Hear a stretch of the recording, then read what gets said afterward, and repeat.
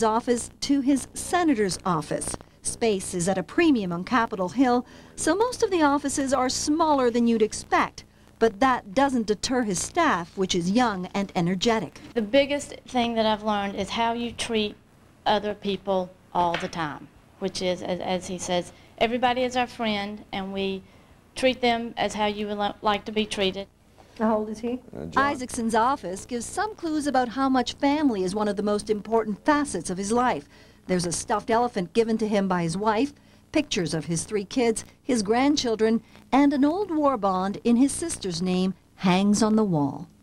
Mary Jo was 5 years old at the time, and she had died earlier that year from Rocky Mountain spotted fever. So when my father passed away, I was going through his personal things and I found it. You know, I know how much my older sister meant to my parents and how much losing her hurt them, and how much I think they would like for her memory to be carried on. I thought that was a great way to do it. Adversity is part of life for Johnny Isakson, just like anybody else. But he learns from life's stumbling blocks and perseveres. When I first ran for office, I lost. And it was without a question the best thing that ever happened to me, because it gives you a sense of humility. You also reflect, and you also, I think, really evaluate, do I really have this in me? And 2 years later, I ran a second time and learned from my mistakes and won that election. They say that birds of a feather flock together, and here in Washington, Johnny Isakson has some important but very down-to-earth friends. All of what we have, but most of it. Like Congressman John Boehner, who says Isakson came to Washington determined to improve public school education. He really knows a lot about education, but more importantly than that is that he has a passion about making sure that all kids have a chance at a good education. Isakson served on Boehner's education subcommittee, No Child Left Behind. Nothing has been more satisfying to me and more enjoyable than when the president asked me to be one of the 9 authors of No Child Left Behind, and it's particularly nice now to see the results of that legislation actually manifesting itself around the country in better reading scores, better math scores, better accountability, more teacher involvement, and a real spirit that improvement not only can happen, but is happening. After meeting with John Boehner, we walked down the long hallways of Capitol Hill. Isakson says that besides their interest in education, he and Boehner share similar values. We love people, we love golf, and we like the legislative process, particularly if you're getting results. Being a representative from Georgia and now a senator is a huge responsibility for Johnny Isakson. He says he's really excited about the exceptional opportunity of being in the Senate. His goal is to be the best senator he can be, and that means 1, that you never forget where you came from, which is your state. 2, that you're accessible and you're open. 3, that you listen.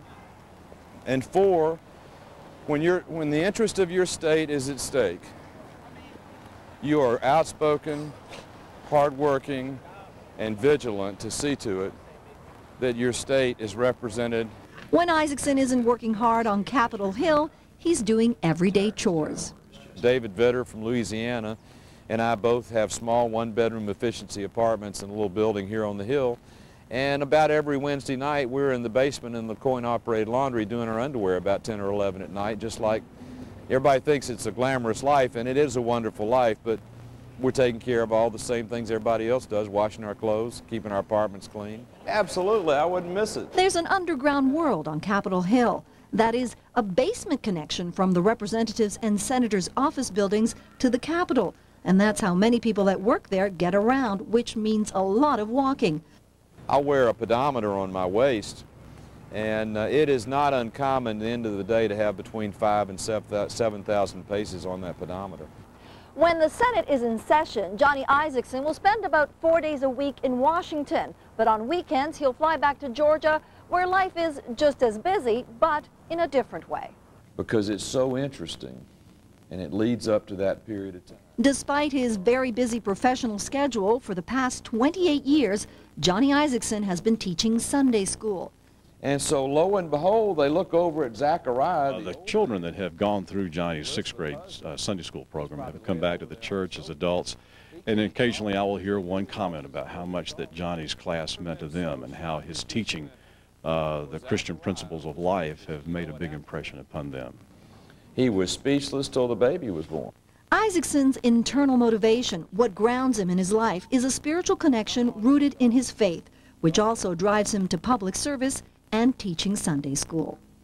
My parents raised me in the Methodist Church. I've been a Methodist all my life. I have a deep faith, and I think Methodists are big on witness and giving back, and teaching is a way that I can witness, and it's a way I can give back, and that's why I enjoy it so much.